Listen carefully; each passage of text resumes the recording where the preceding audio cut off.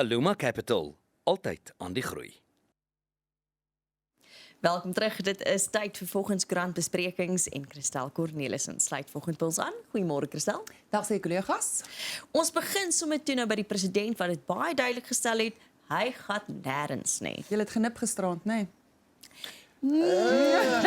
Ek is net verbaas dat hy opgedaag het enigstens, want die vorige kere wat hy met ons moes praat, was hy die hele tyd laat. Ja, dit was nie presies betyds geweest gisterand Nee. Nou, kyk, in COVID het met die familievergaderings het ek sy toesprake graag gebruik om my kinders aan die slaap te kry. Dit was baie doeltreffend ook geweest. Nou gisterand, ek weet nie, ek het die indruk gekry hy's foos en toe sê iemand vir my hy dink hy's kwaad. Dat president Ramaphosa geïrriteerd en kwaad is met mense wat nou aanhou karring. Nou, hy het gisterand in geen onduidelike terme gesê hy gaan nie bedank nie. Hy gaan die Palapala verslag wat in die parlement saamgestel en ter tafel gelees, gaan hy op hersiening neem.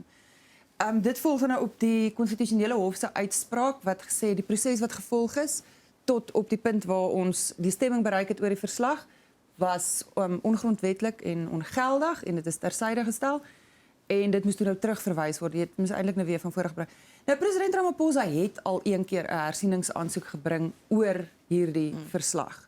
En toe die parlement hom amper beskerm en die aansoek was wat hulle in Engels sê moet. So daar was geen sin meer daarin gewees nie. Nou gaan hy terug. Die vraag is nou wat nou vir die parlement? Die speaker het gister stappe aangekondig wat die parlement gaan doen om te voldoen aan die hof se uitspraak. Jy weet hulle wat is die volgende komitee, hoe gaan dit saamgestel word? So dit is dan nou is die vraag kan hulle aangaan enigstens met hierdie proses terwyl die verslag op hersiening geneem word. Ek dink een van die indrukke wat 'n mens gisterand gekry het is amper Jacob Zuma se Stalingrad tegniek. Is ons vertraag en ons vertraag en vertraag. Die ANC het in Desember volgende jaar 'n leiersverkiesing. So ek dink, jy weet oor 18 maande gaan president Ramaphosa in elk geval nie meer die president wees nie. So ek weet nie hoe baie hy het om te verloor nie. So as hy dalk nou 'n bietjie ruggraat styf maak. Ek dink ons mense in die ANC wat bloed ruik en vir wie hierdie dalk 'n aanduiding moet wees dat hy nie sommer gaan lê nie. Aan die ander kant moet mense sê as hy bedank het gisterand as ons vanmôre in redelike chaos gedompel in Suid-Afrika. Dit het verrykende implikasies vir die regering van nasionale eenheid, vir die kabinet, vir ons is op pad na 'n plaaslike verkiesing toe. So dit sou chaos gewees het. Nou ek gaan nie hier sit en sê president Ramaphosa is 'n goeie president. Hy is baie vriendelik as reël. Maar of hy die land reg bestuur, dink ek daar's baie vrae. Jy weet, it's governing by committee. Neem 'n besluit, selfs al is dit moeilik, selfs al maak dit mense kwaad, selfs al is dit ongemaklik. Neem net die blooming besluit. Laat ons net vorentoe gaan. En miskien is hierdie 'n aanduiding, jy weet dat hy minder het om te verloor. Ek dink hy besef hy is op pad uit, jy weet hy's in sy tweede termyn. Die ANC president het 'n geskiedenis van dat hulle nie hulle tweede termyne klaarmaak nie. En miskien is hierdie dan sê maar nou gaan ons fight. Ons gaan nou doen hopelik wat in belang van die land is. Hierdie veglus wat ek ook nou gisterand gedink het, ek was ook gisterand so half, okay, hy lyk kwaad, hy lyk reg vir 'n geveg. Ek het hierdie president nodig gehad 7 jaar terug om vir die land te veg, om vir die land daai selfde veglus en ek maak besluite wat jy doen. Ek het dit nodig gehad van jou 7 jaar terug, meneer die president, dat jy so toe al opgetree het ten gunste van die land in plaas van ek gaan nie regtig staan vir enigiets nie want ek wil almal gelukkig hou. Hierdie weergawe het ek nodig gehad terwille van die land 'n paar jaar terug. So ek weet nie of jou weergawe van die president in die volgende 18 maande, miskien bring dit wesenlike verskille vir die land. Ons kan net hoop. Soos jy sê, ons het die laaste 7 jaar het ons gesit en wag vir hom om sy ruggraat te wys. Mense voel 'n bietjie ek weet nie, mense voel 'n bietjie in die steek. Ek voel 'n bietjie in die steek gelaat. Ons het almal gekom met die New Dawn en ons ridder op die wit perd en ons baie wat gesê het hulle maak 'n foutjie. Hy gaan in ANC belang optree, nie in landsbelang nie. Dit is ongelukkig die geskiedenis van ANC leiers. Hopelik nou sien ons 'n ander kant van president Ramaphosa. Interessant, ek het ook gaan eindig met Tumamina, stuur my waarheen meneer die president, maar hy het nou nie. Hy het gisterand gesê ek bly in julle diens. Dit was Ek bly, nie stuur by nie, ja. Miskien wou ek net iets moois sien. Dit Miskien was al wou laat mens. en ons was al moeg. Miskien. Maar ja, hy bly in ons diens. Dien ons meneer die president. Nou, hy Dien moet die lank, land. hy moet net 'n bietjie lank vashou. Ons weet ons van presidensiële kwytskelding wat al 'n paar keer gebeur het in Suid-Afrika. Hy moet nog so rukkie vashou. Nou ja, ons moet praat, ek is baie sinies, ek vra om verskoning. Ons moet praat oor grootskaalse inhegtenisnemings in die polisie, in hoër range in die polisie. Nou hierdie stadium is daar 2 generaal-majoors wat ook in hegtenis geneem is. Een wat alreeds vermoed word onder verdenking is, en 'n ander wat 'n verrassing is. Ja, inderdaad, jy som dit baie goed op. Johan Burger, hy's 'n oud polisieman, hy's 'n navorser, hy's 'n polisiekenner. Hy het dit nogal vir my mooi opgesom toe hy gesê het hy dink die Suid-Afrikaanse publiek moet teen hierdie tyd nou al vuisfoos wees met generaals en toppolisie bly wat se name genoem word in verband met hulle betrokkenheid by misdaad. Ja.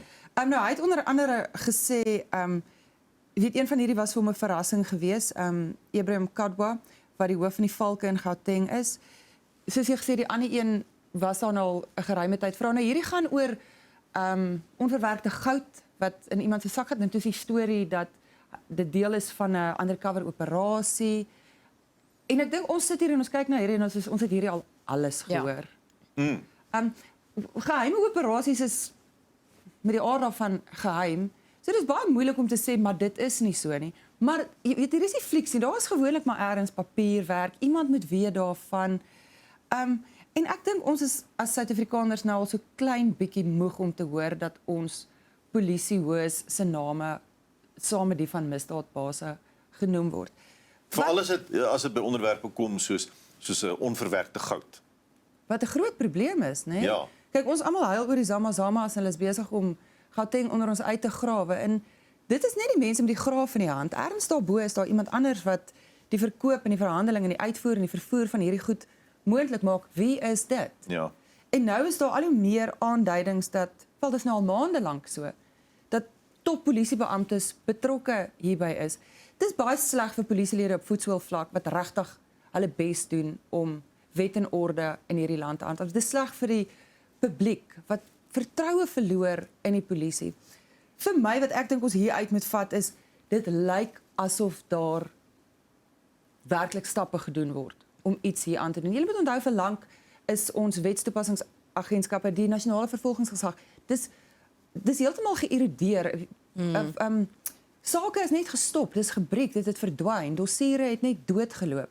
En ek kry amper die indruk dat daai tyd so bietjie verby is. Ek hoop so. Siniese Peer is terug op die toneel. Ons gaan hoop vir die beste.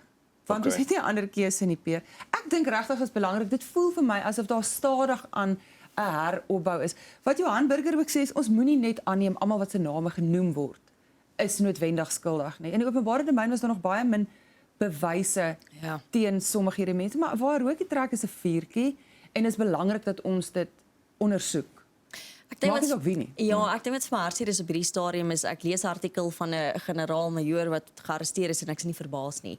En dis maar Dit is die probleem. Dit is 100% die probleem. Nou moet jy weet as jy vir iets in hegtenis geneem word, vertrou jy daarop dat die regstelsel gaan werk. Ja. En hierdie is vir mense 'n aanduiding dat die regstelsel nie werk nie. So as jy een of ander onderduimse motief het, dan buit jy dit uit.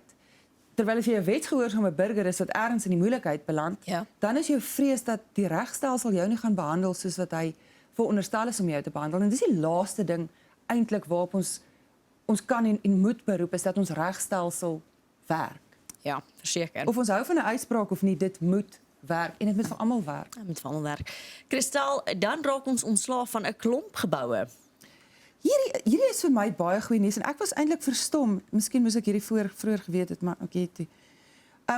Die staat besit 88,000 geboue en 5 miljoen hektaar grond.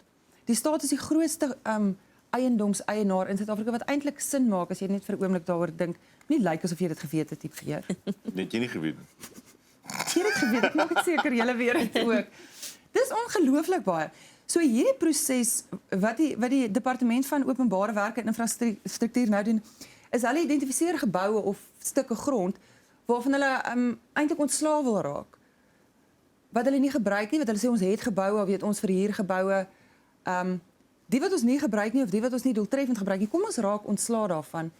En dit maak mos nou sin. Niemand kan nou 88.000 gebou. Kyk net uit die aard van die saak is daar verskillende departemente wat verskillende goed hanteer. Mense soek blyplek in stede. Ja. Kom ons verkoop 'n gebou en ons verander dit in behuising sodat mense bly naby hulle werk en ons verseker inkomste vir die staat. So dit is wat Dean McPherson sê. Hy sê ons kan hierdie in 'n inkomstebron vir die staat verander. En dit is tog wat ons wil hê. Dis my weer eens 'n aanleiding van as goed begin werk. Ja, gaan jy sê weet ons het hierdie 7 jaar gelede nodig gehad, moontlik al 30 jaar gelede. Dis regtig vir my 'n baie goeie begin van ons het 'n bate. Hierdie een werk vir my, hierdie een werk nie vir my nie. Kom ons gebruik dit ten goede van die hele land. Ons los die tenders. Die bedrag geld wat hier genoem word wat aan hier spandeer word. Kan jy dink jy as jy nou sê kom ons knap 'n gebou op teen 'n koste van argumentshalwe 1 miljard rand en ons spaar op 'n ander plek 3 miljard rand.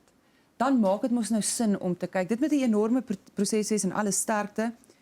Ek dink dis 'n baie goeie begin. Daar's mense wat grond soek, daar's van die staat se grond wat nutteloos lê.